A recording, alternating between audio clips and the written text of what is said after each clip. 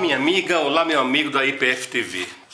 É um prazer imenso estar novamente com você e hoje aqui numa entrevista inédita com um querido amigo, poeta, antropólogo, já apresento, se é que precisa de apresentações, o Carlos Rodrigues Brandão. Tudo bem, meu querido amigo? Beleza, Padilha. Que bom estar aqui na Boa sua tarde. casa, visitando o Brandão aqui em Campinas e tendo o prazer de conviver com um cafezinho colombiano que ele acaba de trazer lá de Colômbia, Bogotá. né? De Bogotá. E muita conversa para fazer sobre o artigo, gente, que o Brandão escreveu aqui para o livro Reinventando Freire, nessa série que nós, como você sabe, já estamos discutindo e inauguramos. Olha, muito brevemente, porque o currículo do Brandão, você sabe, é extenso. Além de ser uma pessoa das mais humanizadas, criativas e carinhosas que eu, viu, Brandão, realmente conheço, né? O Brandão, gente, nasceu no Rio de Janeiro, envolveu-se com cultura e educação popular desde o seu ingresso lá no Movimento de Educação de Base, no MEB, em janeiro de 1964, né? 64. Eu estava com 5 anos naquele momento. Esse é o ano do golpe militar. O ano do golpe, né? E de lá para cá, o Brandão tem sido uma referência, um dos mais profundos estudiosos e praticantes, eu diria, né, Brandão?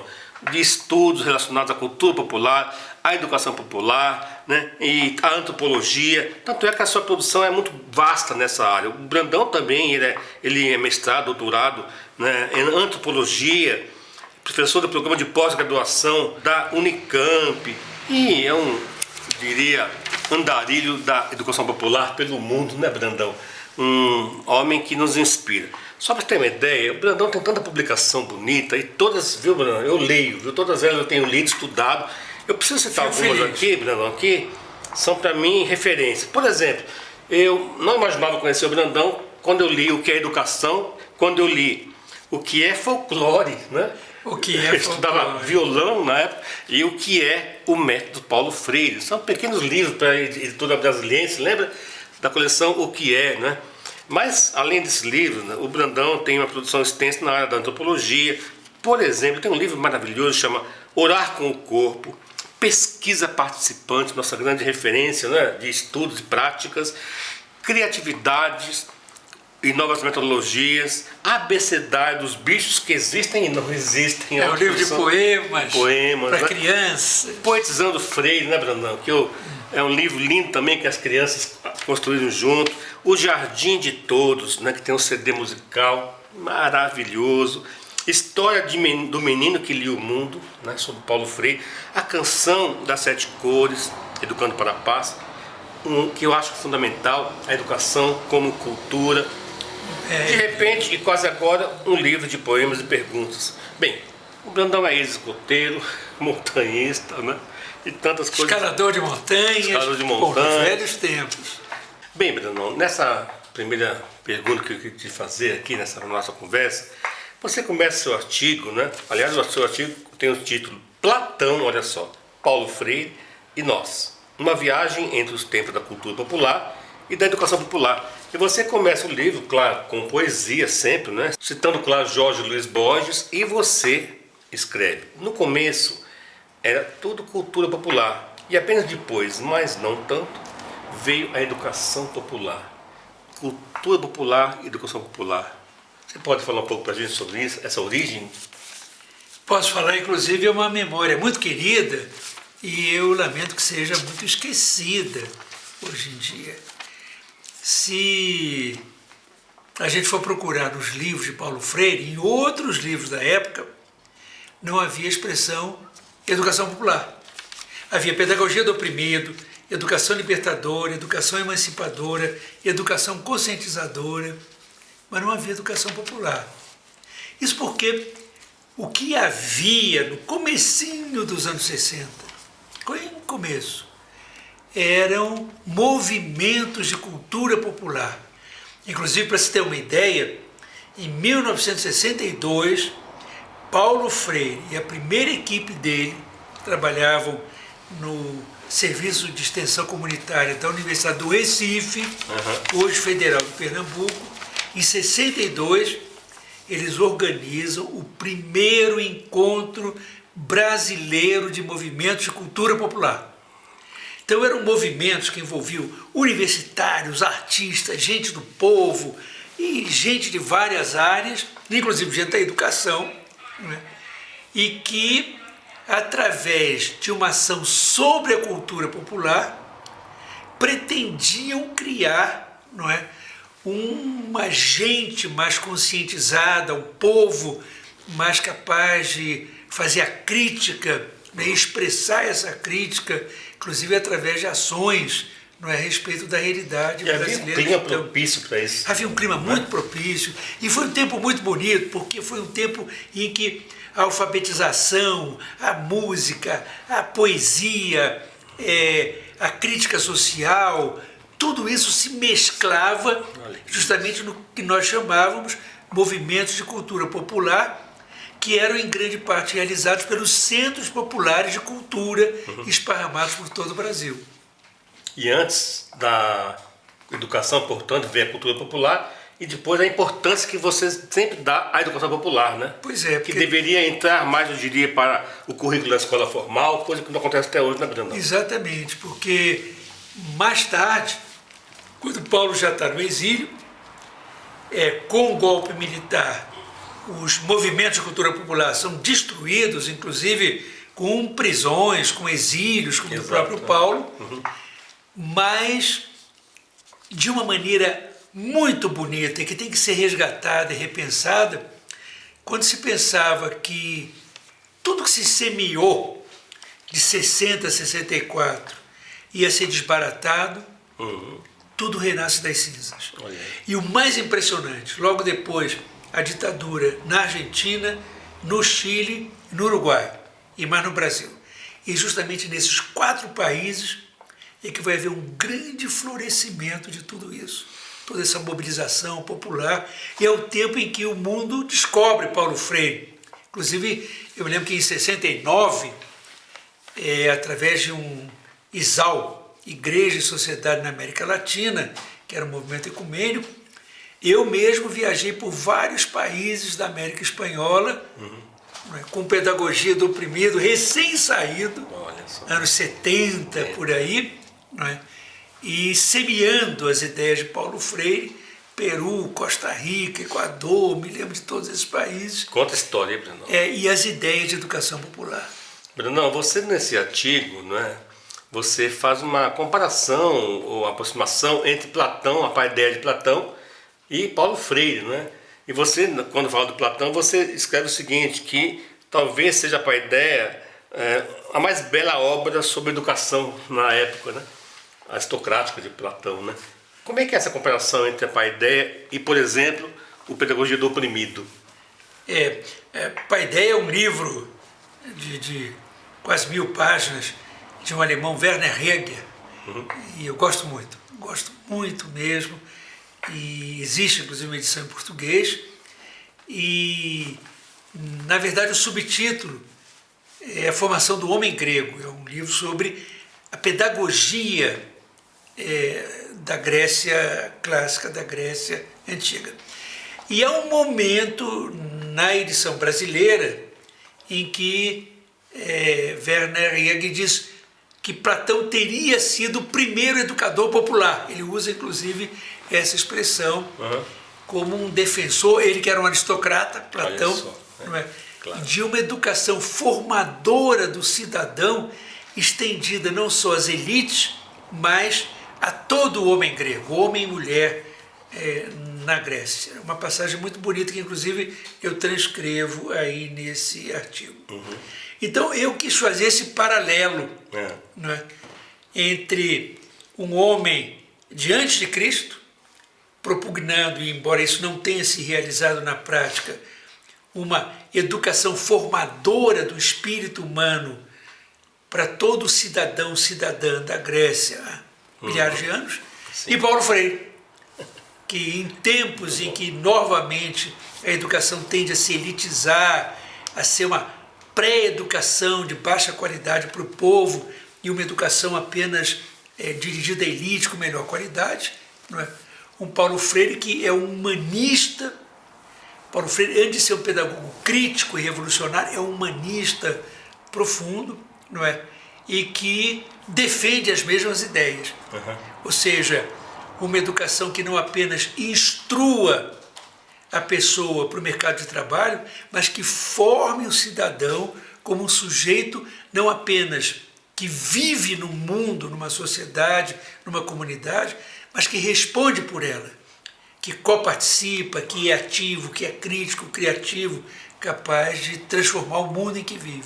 Um cidadão que tem a sua cultura e que transforma a sua cultura e a sua vida política, né? Eu, inclusive, se fosse sintetizar entre Platão e Paulo Freire, mas mais com Paulo Freire, em poucas palavras, todo o ideário de Paulo diria o seguinte: uma educação que leve a educando a viver sua vida, guiar o seu destino, aprender o seu saber, dizer a sua palavra, partilhar o que sabe, transformar sua mente e transformar o seu mundo e escrever a sua história. Brandão, para concluir nossa entrevista, essa conversa que poderia durar horas aqui, né?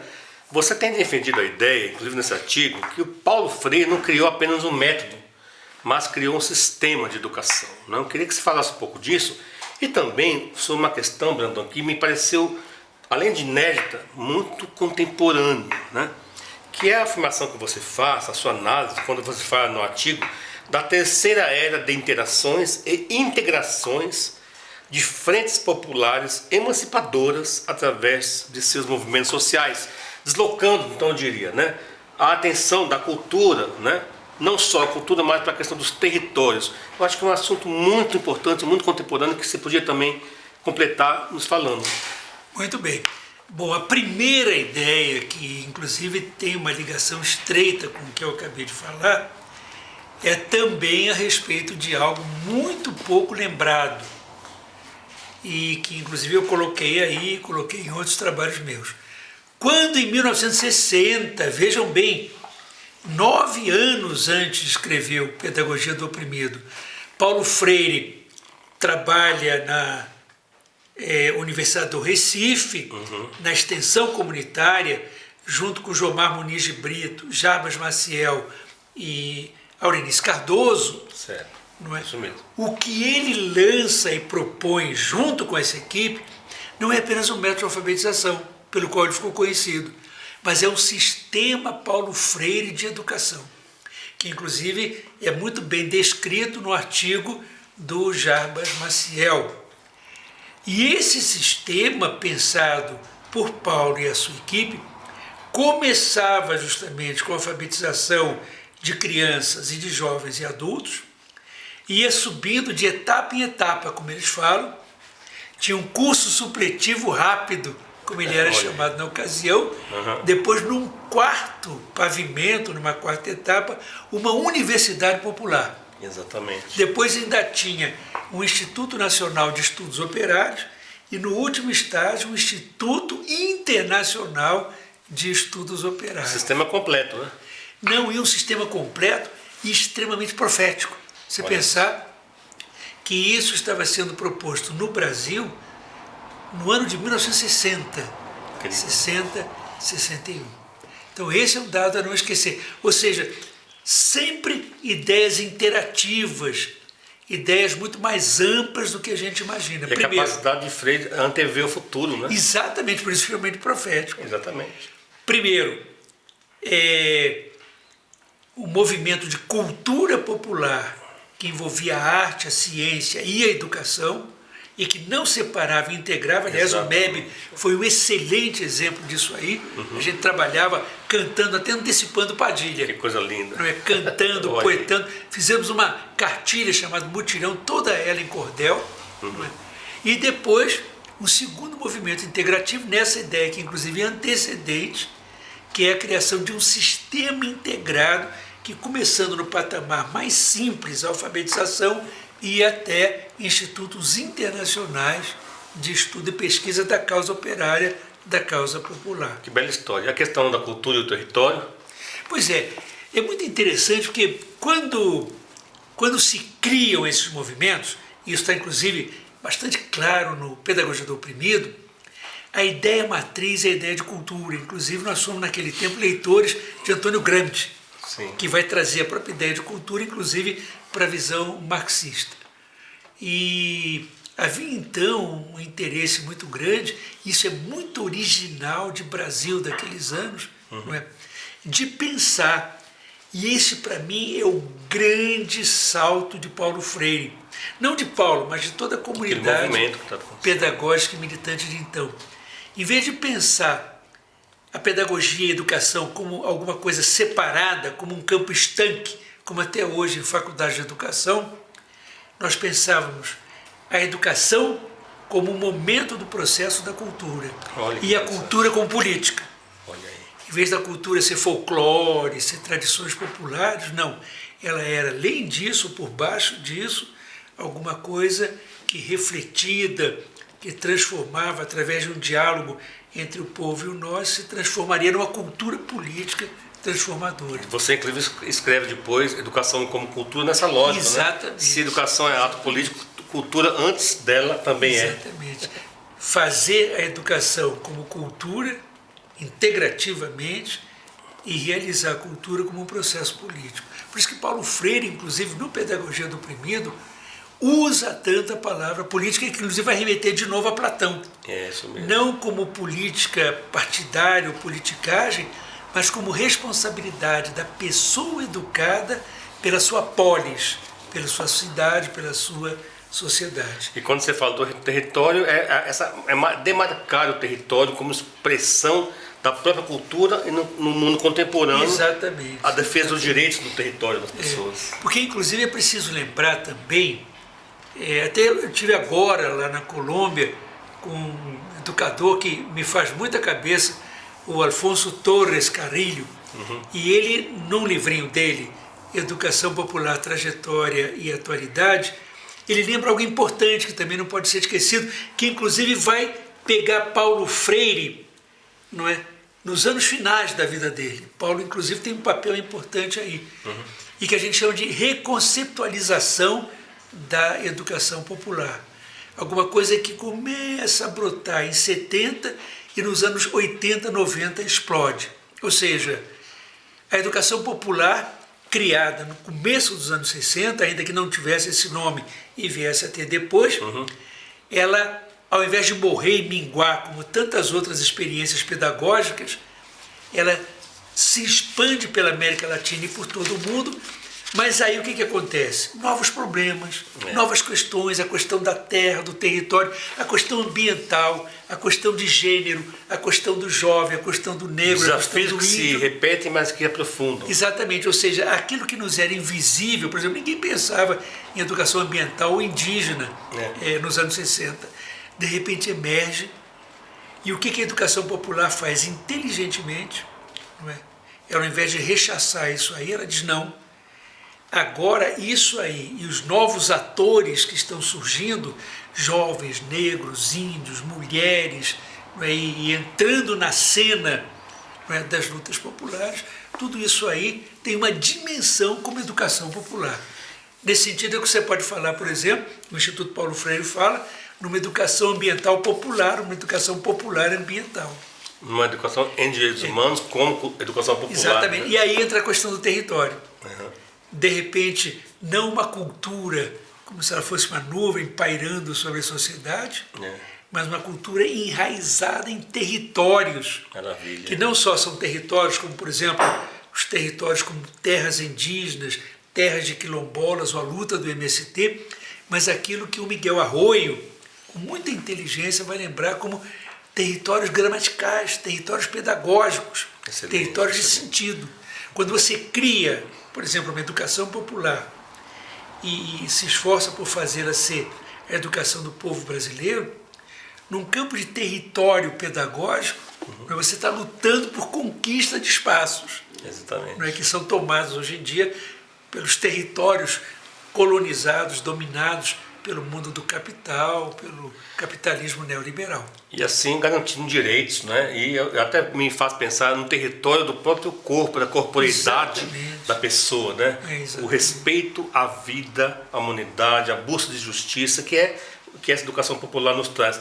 Brandão, para terminar, querido, é o seguinte, você é professor da pós-graduação, né, doutor honoris causa por algumas universidades, né, Belo Horizonte, Viçosa, por exemplo. Você, né, esteve sempre com o pé, né, encharcado, como diria Paulo Freire, na educação popular, na cultura popular, e o outro pé na academia, na universidade. E a gente vê, como temos falado, que Paulo Freire ainda não entrou até hoje na academia. Como que você conseguiu fazer isso na sua trajetória e o que nós podemos fazer hoje para que finalmente, né, ao contrário de afastar Paulo Freire, por exemplo, de ser o patrão da educação brasileira, né, como é que a gente faz para trazer ainda mais Paulo Freire e a educação popular, a cultura popular, para o currículo da própria universidade, por exemplo? Finalizando nossa conversa, meu amigo. Pois é, olha, eu justamente agora estou chegando da Colômbia, e tive lá no encontro sobre Orlando Faux Borda. Grande Orlando. Dos tempos também de Paulo Freire, um grande sociólogo, e na Universidade Nacional, em Bogotá.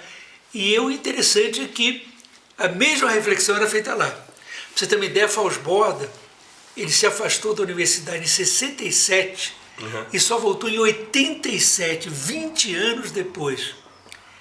E não durou muito aí. Puxa. E o que aconteceu? Quando você perpassa, eu não vou falar de outros continentes, mas a América Latina, você vai ver que isso foi o que aconteceu com vários intelectuais, militantes, progressistas. Um exemplo, golpe militar. Florestan Fernandes, um dos primeiros a ser tirado da USP. Exatamente. Não é? Exatamente. Paulo Freire, a mesma coisa. Vários outros educadores, Hernani Maria Fiore, que foi inclusive para o exílio junto com Paulo Freire. Prefassador do Freire, né? Exatamente. Então o que acontece?